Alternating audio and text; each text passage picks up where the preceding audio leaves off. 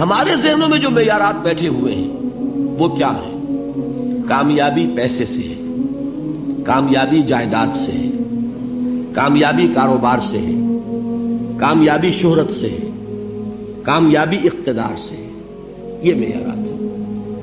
جو جتنا دولت مند اتنا کامیاب، جو جتنا مشہور اتنا کامیاب، جو جتنا پاپولر اتنا کامیاب، جو حکومت پر پہنچ گیا کامیاب، جس نے بڑا کاروبار جما لیا کامیاب، جس نے بہت جائیداد بنا لی کامیاب. یہی ہے اصل میں ساری بس کی گانٹھ. جو تصور کامیابی کا ہوگا اسی کے مطابق آپ کی بھاگ دوڑ ہوگی، اسی کے لیے جد و جہد ہوگی، اسی کے لیے توانائیاں صرف ہوں گی، اسی کے لیے دن رات کی مشقت ہوگی. یہ ہے اصل شے جس کی یہاں نفی ہو رہی ہے.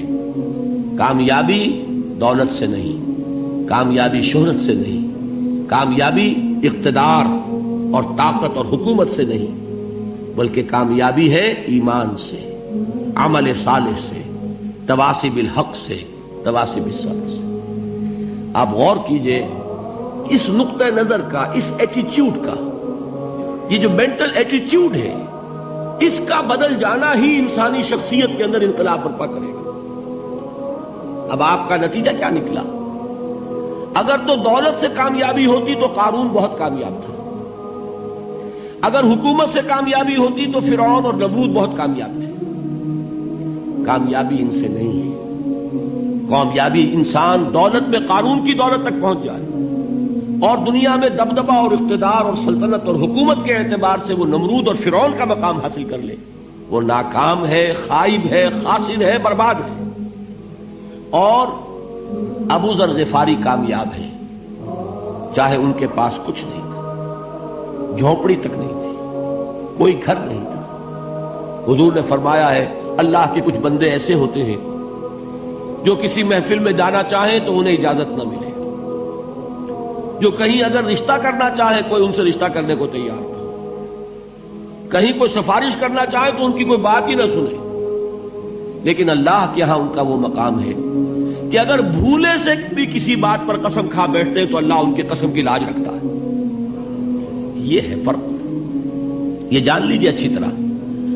اس بات کا مان لینا آسان، اس پر سبحان اللہ کہنا آسان، لیکن اس کے مطابق آپ کے اپنے ذہن کا بدل جانا بہت مشکل. اس لیے کہ ہم متاثر ہوتے ہیں اپنے ماحول سے. وہ بڑا محل ہے، دیکھ کر ایک دفعہ جھجری آتی ہے، وہ بڑی سی 20 فٹ لمبی کار سناٹے کے ساتھ آپ کے پاس سے گزر گئی. ایک دفعہ اعصاب کے اندر ارتعاش ہوتا ہے، محسوس ہوتا ہے بڑے یہ نصیبے والے لوگ ہیں، بڑے خوش نصیب، بڑے کامیاب. حالانکہ کچھ معلوم نہیں کہ یہی سب سے بڑی بد نصیبی ہو سکتا ہے کہ یہی سب سے بڑی ناکامی ہو. اگر ذہنوں میں یہ بات بیٹھ جائے کامیابی کس شے سے. یہی وجہ دیکھیے قرآن مجید میں بارہا آپ دیکھیں اولئک هم المفلحون، یہ ہے لوگ کامیاب ہونے والے. آج یہ آپ نے نماز میں وہ آیات سنی، یا ایھا الذین آمنوا ارکعوا واسجدوا واعبدوا ربکم وافعلوا الخیر لعلکم تفلحون. اے ایمان والو، رکوع کرو، سجدہ کرو، اپنے رب کی پرستش اور بندگی کرو اور اچھے کام کرو تاکہ تم کامیاب ہو جاؤ. تو کامیابی کن چیزوں سے ہے؟ یہ ہے سب سے بڑا سبق. یہ ہمارے دل میں اگر بات بیٹھ جائے، ٹھک جائے، تو زندگی بدل جائے گی. صبح و شام بدل جائیں گے، نقشے بدل جائیں گے، بھاگ دوڑ کا رنگ بدل جائے گا، ویلیو سٹرکچر بدل جائے گا. آج وہ ایک چیز نہایت اہم نظر آ رہی ہے، کل نہایت غیر اہم نظر آئے گی. جیسے کہ حضور کی حدیث ہے مالی ولد دنیا، مجھے تمہاری اس دنیا سے کیا سروکار ہے. انما مثلی کراکب استظل تحت شجرۃ ثم راح فترکها، میری مثال تو اس سوار کی سی ہے جو تھوڑی دیر کے لیے ایک درخت کے سائے میں ٹھہرتا ہے سستانے کے لیے، پھر وہ اپنا راستہ لیتا ہے. اسے اس درخت سے مستقل تعلق اس کا نہیں ہے، وہ اس کا گھر نہیں، وہ اس کی منزل نہیں. اسی طرح یہ دنیا میرا گھر نہیں ہے. اب دیکھیے ہم کہتے ہیں انا للہ و انا الیہ راجعون، ہم تو مسافر ہیں، ہم اللہ کے پاس سے آئے، اللہ کی طرف ہمیں لوٹ جانا ہے. کن فی الدنیا کانک غریب و عابر سبیل، حضور فرماتے ہیں دنیا میں ایسے رہو جیسے کہ تم اجنبی ہو یا راہ چلتے مسافر.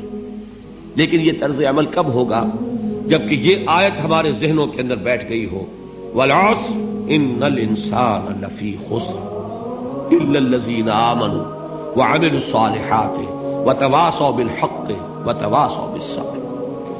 یہ ہے اصل بات جو میں نے عرض کیا تھا کہ میں بتاؤں گا صحابہ کیوں ایک دوسرے کو یاد دلاتے تھے۔ اس لیے کہ دیکھیے جیسے برف باری اگر ہو رہی ہو، آپ باہر نکلیں گے تو برف آپ کے کپڑوں پر جم جاتی ہے نا، تو آپ جھٹکتے ہیں کپڑوں کو تاکہ برف ہٹ جائے۔ ہمارے ایمان پر اس دنیا میں رہتے ہوئے جب ہم متاثر ہوتے ہیں ماحول سے تو گردہ آ جاتا ہے، برف پڑ جاتی ہے، اس کو جھٹکتے رہنے کی ضرورت ہے۔ اور وہ جھٹکنے کی بہترین اور مؤثر ترین شکل یہی ہے کہ یاد رکھو کامیابی ان چیزوں سے نہیں ہے۔ چمک دمک جو ہے دنیا کی، یہ ساری چمک دمک جو تمہیں رجھا رہی ہے، جو تمہیں اپنے اندر گم کیے ہوئے ہے، یہ لفظ گم پر اقبال کا وہ شعر یاد آ گیا کہ کافر کی یہ پہچان کے آفاق میں گم ہے، اور مومن کی یہ پہچان کے گم اس میں ہے آفاق۔ تم گم نہ ہو کر رہ جاؤ، اس میں مبہوت نہ ہو کر رہ جاؤ، مرعوب نہ ہو کر رہ جاؤ، دنیا ہی کی محبت تمہارے اوپر ڈیرے نہ ڈال دے، تمہارے دلوں کے اوپر مسلط نہ ہو جائے۔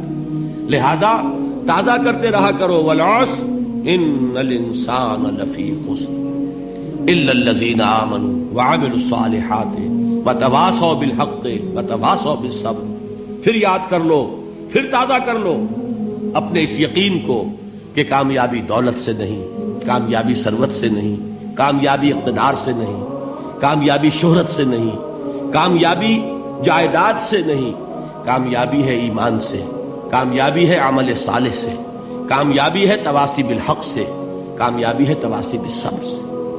یہ چار چیزیں ہیں کہ جو کامیابی کے لوازم